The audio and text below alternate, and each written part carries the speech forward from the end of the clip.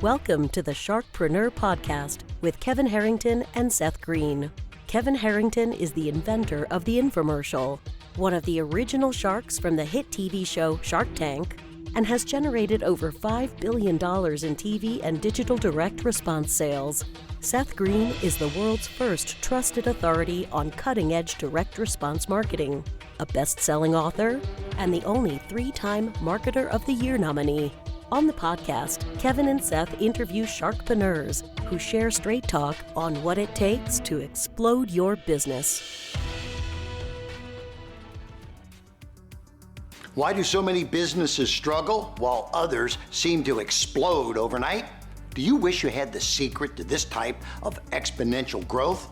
Now, I've scaled more than 20 businesses to over $100 million, and it's not just luck. In my new book with Mark Tim, Mentor to Millions, you'll learn the repeatable framework I use in all my business ventures for massive success. Order at kevinmentor.com and get over $1,000 in bonuses. Head to kevinmentor.com. Welcome to the podcast. This is your co-host, Seth Greene. Today, I've got the good fortune to be joined by Bill Ottman, who is up to some really cool things, which I can't wait for him to share with you. Bill, thanks so much for joining us. Hey, thanks for having me. Our pleasure. So before we go back in time and talk about how you got started, let's tell everybody what you are up to now and how Minds works.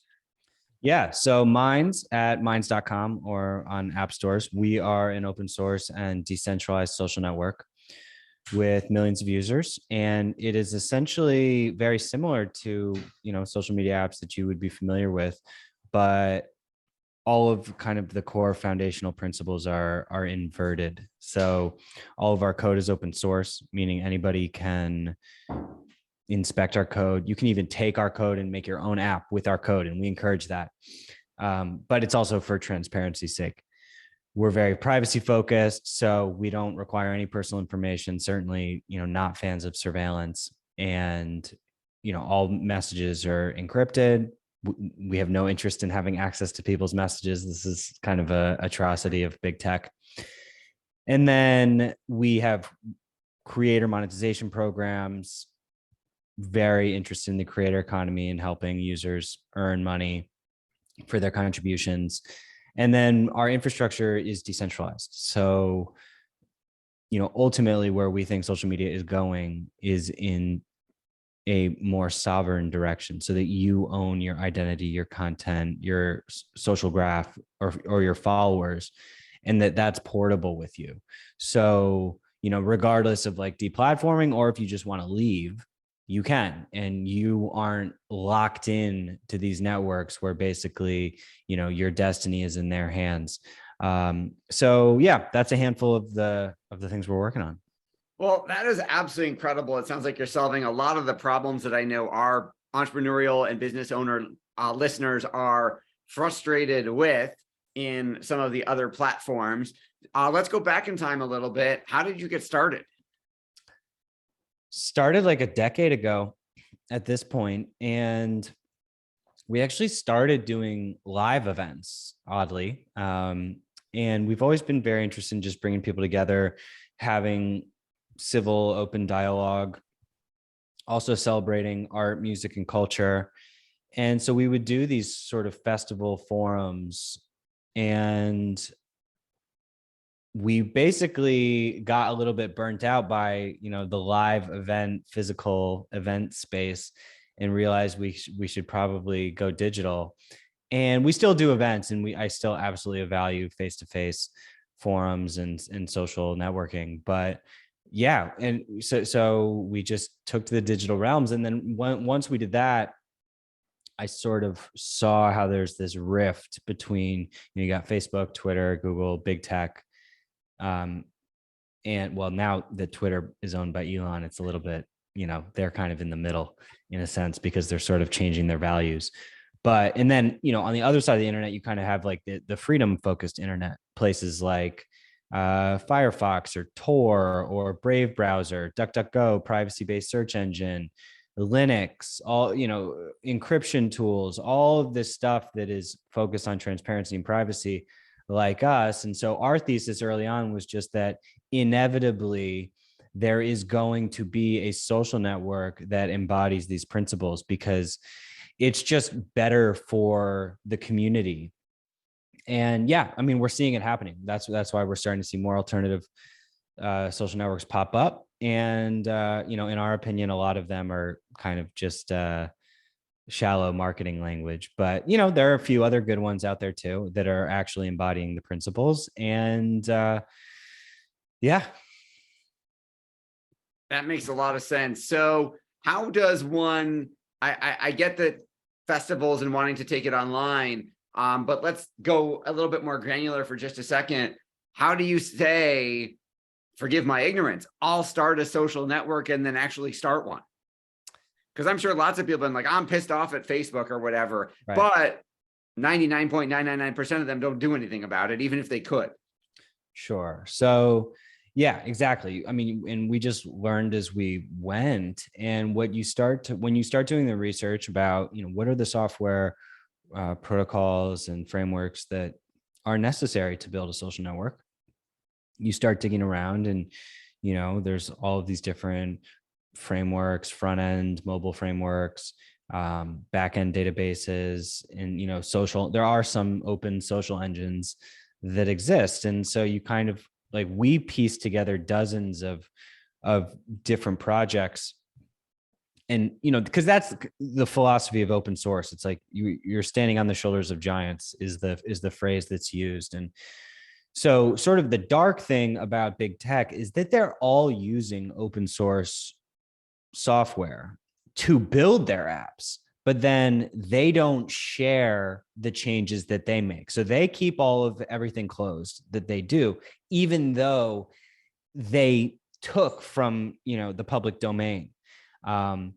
And so they didn't give back in a sense, even though they took. Facebook, for instance, is almost certainly running Linux, and PHP and, major programming languages like this. So yeah, that's what happened. We just started finding open source stuff. We committed to keeping all the changes that we made open source, and you can find it all at developers.minds.com. And that's what happened. You just it was all new, but there was some very primitive frameworks that existed back then, and then it's we've contributed a lot. Other places have contributed a lot. Mobile frameworks like React Native have gotten better so that you can build more robust apps. And, because at this point, if you're building an app and it doesn't have a social engine underneath it, you're sort of doing it wrong. So it doesn't even matter if you think you're building a social network. Look at a company like Airbnb, for instance, or Netflix. It's every app has somewhat of a similar architecture in that you have users, you have user profiles, you have users who are potentially engaging with other users. Like on Airbnb, for instance, it's not a social network, but it sort of is, because you can talk to people, you can follow people, you can keep an eye on things. It's you sort of have this feed, you have these feeds. So that's what we're sort of learning. And I think that's what the social networking has sort of infused into everything at this point. Absolutely. Now, you talked about some key fundamental advantages to Minds. So how do I own my data, my followers? How do I take that with me when I leave? Am I exporting an Excel spreadsheet? How does that work? Yeah. So we are integrated with a protocol called Nostr. And essentially how it works is every user on Minds has a cryptographic key pair. And you can go to your settings and you can download that key. That key, so in the background, when you're using Minds, your key is signing events. So you're doing a crypto signature on every time you make a post, every time you follow somebody. And these signatures and events are stored on this decentralized relay network. So there's all these nodes running all over the world in the Nostr protocol. And so what that means is that we are a client of Nostr, so a client, aka app, to kind of interface with the servers. But there are other clients. And so, you could go to, there's one called Damus, damus.io. You can go there, you can download that app, and then you can upload your key into that app, and the stuff that you posted on Minds will show up still even over on Damus. So the data is actually stored on the relay network. It's not something where you're going to download that. You can do that too, but that's not how, that would be a very bulky experience. So it's better if the data is kind of stored in a place where you don't have to lug it around and potentially have it be corrupted. Okay, so that's how I own my data, but take it with me. I'm just making up an example. Could I let's say I have 100,000 followers on Minds. Could I export that data and then import them to, God forbid, Facebook, and now poof, I can connect, it's going to find them and invite them to follow me on Facebook? How does something like that work? So it all depends on if the network is integrated with Nostr. So it's a new protocol, but there are a handful of networks, probably ones that you wouldn't know, that are integrated. But the point is really that Facebook or Twitter could do what we did and build an integration with Nostr so that, yes, that scenario could take place. They don't happen to be integrated. It wouldn't be hard for them to do it, but it's not necessarily, they would consider it not in their interest to do that. And that's why they have the lock-ins that they do. Like when you download your, when you go to Facebook and there's a download your data tool, it's sort of useless because it's not as if, it's good to be able to do that, for your photos and whatnot, but it's not as if you can, go to another network and kind of keep your followers. That's not what Facebook is giving you when you download. Absolutely. And then you have the ability to do all kinds of interesting things. So talk about the earning crypto rewards type of stuff. Yeah. So we have a whole rewards program where, based on the engagement that you generate and various forms of contributions to the site, you earn tokens every day. And tokens are worth views on the network or impressions. So you can use those tokens that you earn to boost your content for more exposure. And so it's sort of like this fuel of the network. And that it's one of the most popular features by far, because one of the biggest issues on big tech apps is that the algorithms are, just strangle everybody. So you're not really reaching that many people. The fact that they have billions of users is sort of irrelevant because, you can't reach them. So, on Minds, actually, and we have countless users who have said this, they actually get better engagement on Minds than they do on Twitter, because most people, unless you're a serious influencer, most people are posting on Twitter and just they'll get 2 likes every day for 8 years. And it's just that's just what life is like. There's really getting out of that void is extremely difficult unless you pay. And, you can pay to do that on Minds, but the point is, we have this way to earn it just passively as you go. And I think that, most people aren't really, they want to be able to just put the time in and grow as opposed to have to pay.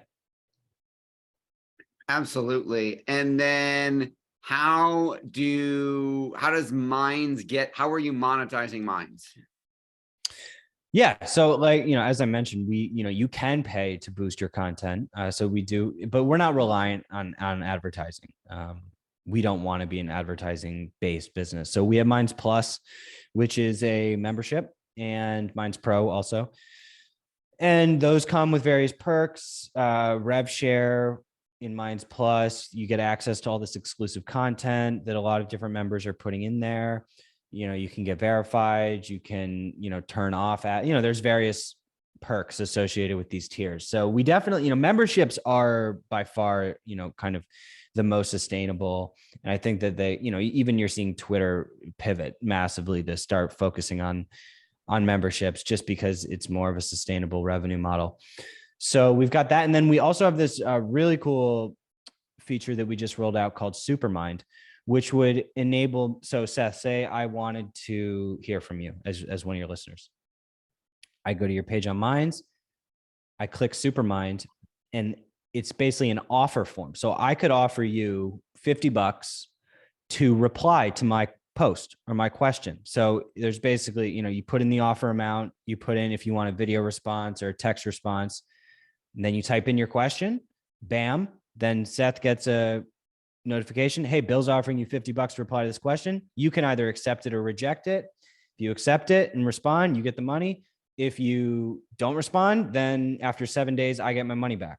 So it's this sort of incentivized monetary layer for engagement between creators and fans. And, people are loving it so far, because I think that a lot of the issue with the membership world with exclusive memberships to different creators is that it's just not personal enough. And people, your fans want to talk to you. They don't want you just passively talking. I mean, maybe, I do think memberships are valuable, and it's a great way to support creators, but this is just a little bit more personal and, gives you the ability to engage. So I'm curious just what your gut reaction is to hearing that. Well, as someone who is both a creator, a producer for many other creators, and someone who is an agency has spent, managed millions of dollars a month in social media advertising, I think the paying for access makes sense. It's almost if you had to pay to get a question answered on Quora or something.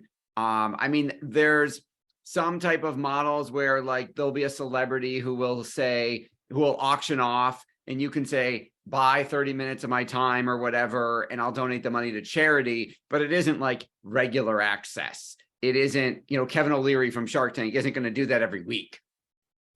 So right.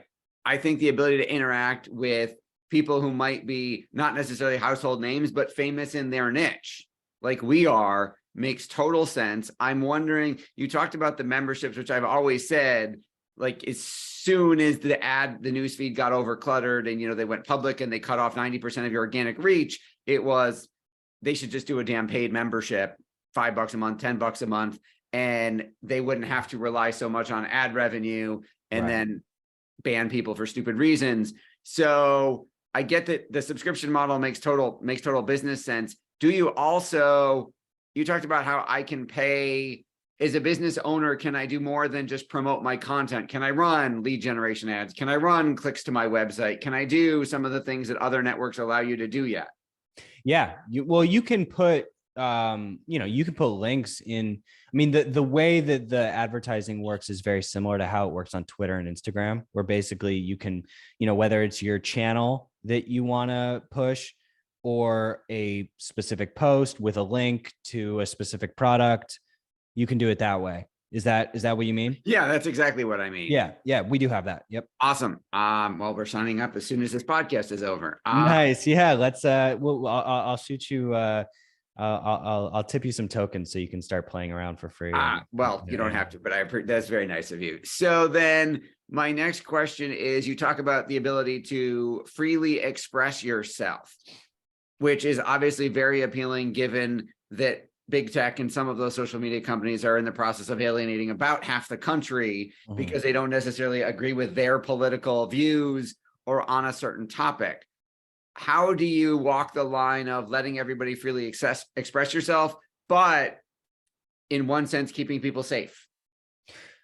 For sure. Great question. So, I mean, we definitely take a First Amendment based approach. There are exceptions, stuff like malicious spam or obviously harassment or threats like is not okay. And that's not covered by the First Amendment.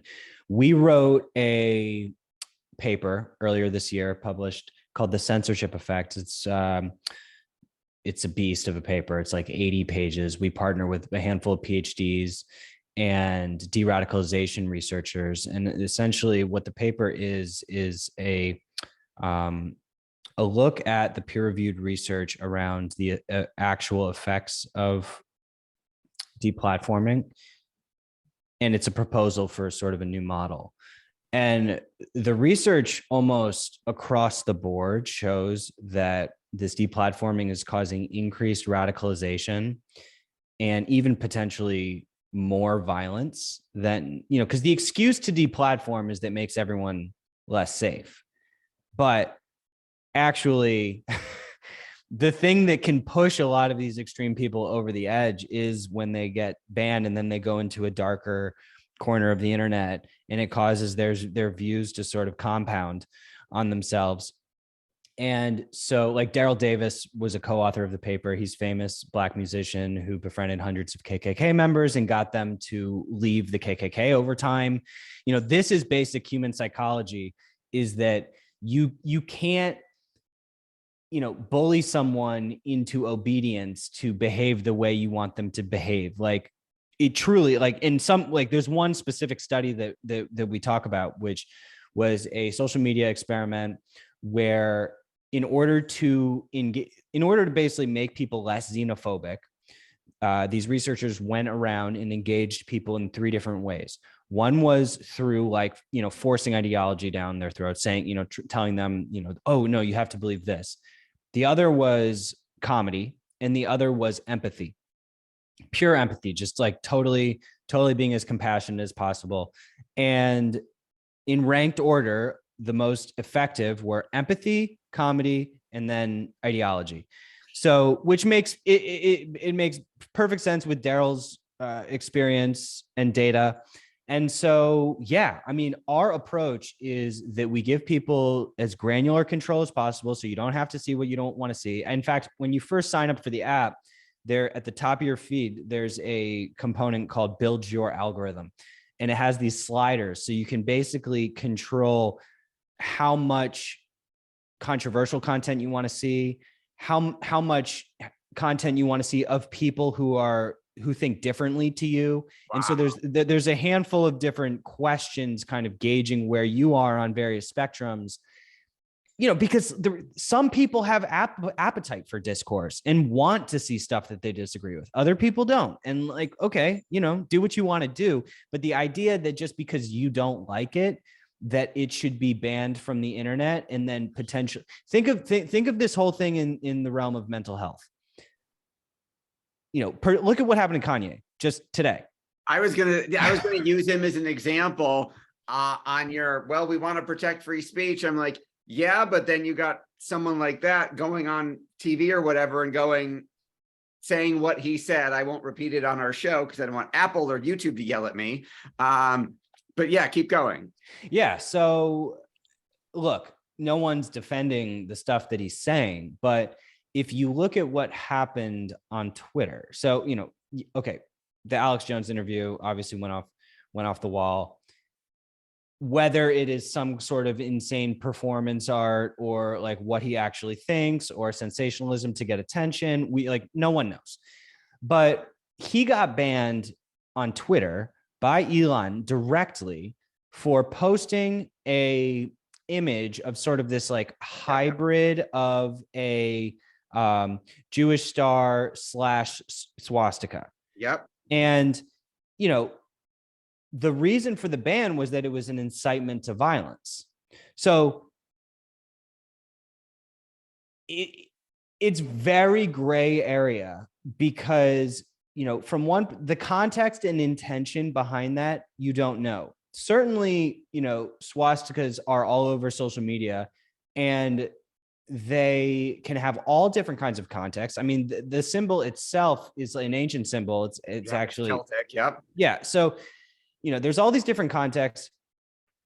Now, Kanye getting banned from Twitter today, getting kicked out of his bank, JP Morgan, like, yeah, he's saying crazy stuff, but what are do you think that his views are being changed or reinforced by all of this deplatforming? I think, well, I don't know that the punishment suddenly makes him go. I would hope that he's not really anti-Semitic. I mean, he talks about everyone walking in love, and he talks about how he's been fascinated with a certain person associated with that swastika. And I don't think that's the smartest decision to talk about.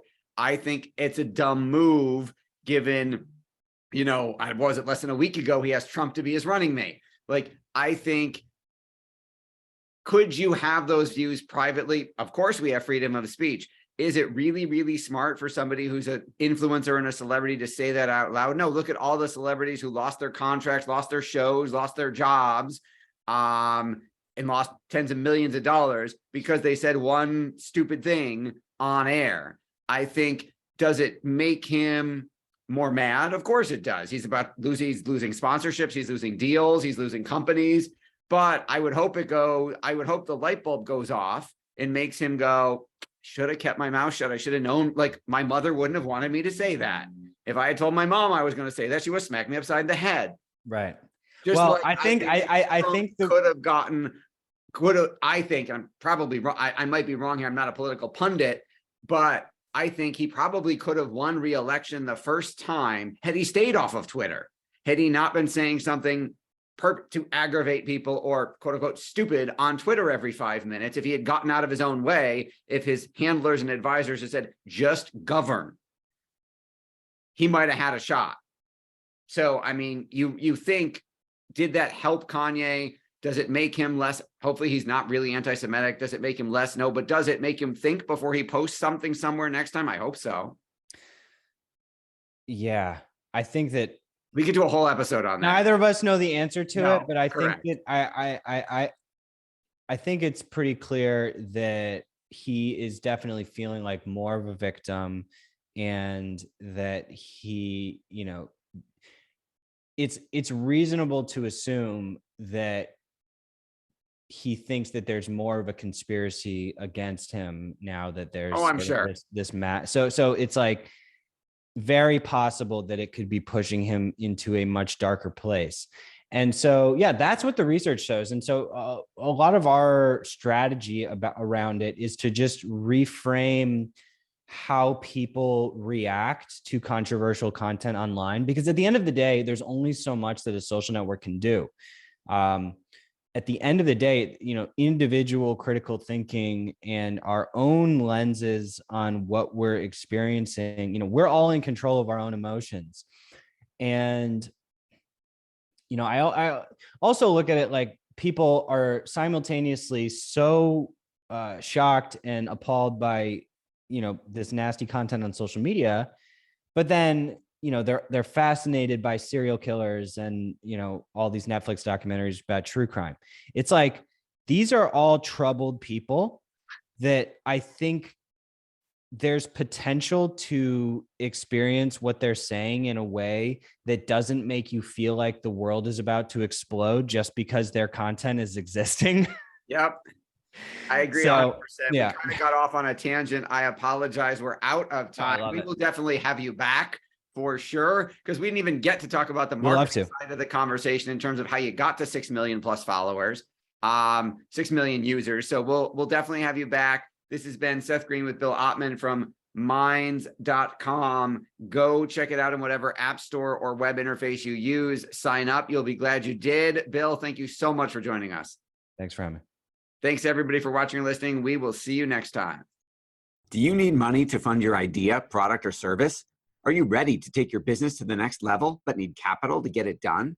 Kevin Harrington has heard more than 50,000 pitches and knows how to help you make the perfect pitch to get the funding for your entrepreneurial dream. He's distilled the process down in his perfect pitch cheat sheet, and it's yours for free. Just text PITCH to him right now at 727-888-2100. Text PITCH to 727-888-2100 right now and claim your free perfect pitch cheat sheet. Text PITCH to 727-888-2100 to start funding your dream today. This show has been produced by Market Domination, LLC. To discover how you can have your own show completely done for you and turn it into a real published book and become the authority in your marketplace, go to www.marketdominationllc.com/podcast offer.